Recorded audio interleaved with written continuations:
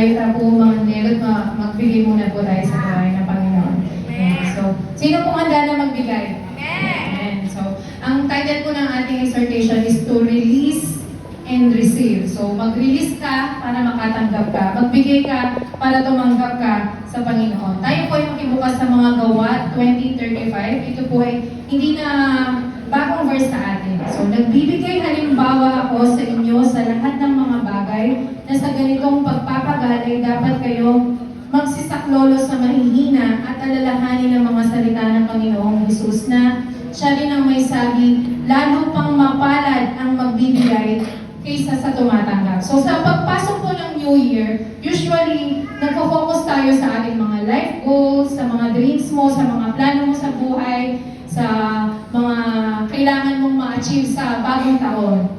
So one spiritual principle is to release and receive, magbigay upang tumanggap. So sa pagbibigay, kailangan, bago ka makatanggap ng malaking pagpapala sa Panginoon, kailangan nagbibigay ka rin. Hindi puro tanggap lang ng tanggap. Subukan mong magbigay para buksan ng Panginoon yung pagpapala niya para sa atin. So hindi lang po yun sa ating pagbibigay, maaaring sa ating mga nararamdaman. So mag-release ka ng mga bagay na bumibigat sa'yo. Kung meron kang galit, mag-release ka ng galit sa puso mo. Kung may mga nagkasala sa'yo, mag-release ka ng forgiveness. Sa mga unkind people, you release kindness. Sa mga taong hirap magmahal, you release love. Mag-release ka upang sila din ay makatanggap. So tayo rin, kapag ikaw ay nag-release, tayo ay nakaka-receive, nakakatanggap ka. So mag-release tayo ng mga bagay na mabibigat sa atin. Mag-release ka ng mga tithes mo, mag-release ka ng mga offerings mo tulad ng sinabi ng ating pastor upang maging handa tayo sa pagtanggap sa mga biyaya ng Panginoon. So yung mga halimbawa, nangangarap ka ng bahay, nangangarap ka ng kotse, nangangarap ka ng masaganang pamumuhay. Give what is due to the Lord. Release kung ano yung para sa Panginoon. And the Lord will give what is His plan for you on His right time. Maaaring hindi man ngayon, di ba yung story ni Sister Beng? Sabi ni Pastor, kung 70 si Sister Beng ngayon, 22 years ago, 50. At least 50 pa lang niya natanggap yung masaganang pagpapala ng Panginoon. So tayo nga mga edad pa lang na 20s, 30s, marami pa. Hindi natin kailangan kung kailan ang timeline ng Panginoon sa atin. Basta sumunod lang tayo, you give what is due for the Lord. And His right time, matatanggap natin ang kanyang pagpapala. Ang bagong taon daw is, actually hindi lang usually bagong taon.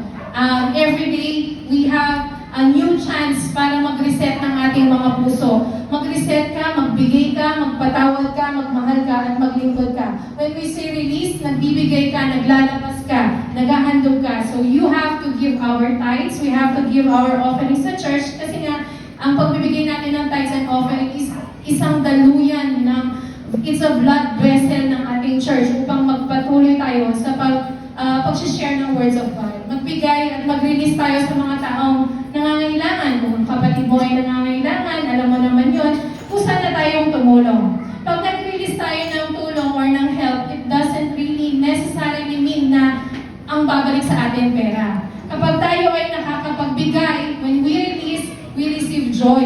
Nakakatanggap tayo ng joy sa ating puso na nakikita mong masaya yung mga tao. Nagiging masaya tayo kapag tayo ay nakakatulong sa ibang tao. When we, yung prayers, nakaka-receive ka ng prayers, pinagdadasal ka ng tao na natulungan mo na, Lord, yung nagbigay sa akin ito, sana i-bless niyo pa siya.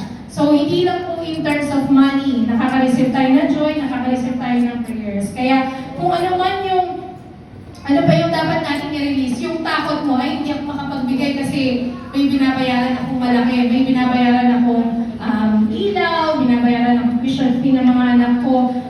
Kailangan i-release natin yung takot na yun. I-release mo yung takot mo na hindi magpo-provide si Lord tomorrow. Let tomorrow worry about itself. Kaya yung takot mo, kaya hindi ka makapagbigay, i-release mo yan para ma-receive mo yung blessings na nanggagaling kay Lord. Let us always remember yung si Jesus Christ mismo ang nagsabi, mas mapalad ang magbigay kaysa tumanggap. Kaya tayo pong lahat ay magbigay.